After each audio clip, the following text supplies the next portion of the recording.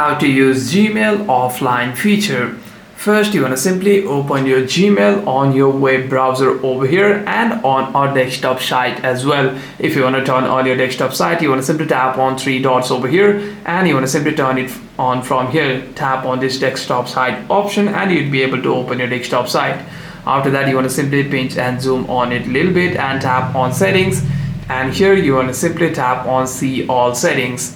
After that, you'd be able to see the offline section over here. Tap on offline and you want to simply enable offline mail over here. By doing so, you'd be able to see a lot of settings option over here as well. You'd be able to manage your storage, your sync settings over here, and your security settings as well. You want to simply keep your offline data on your computer.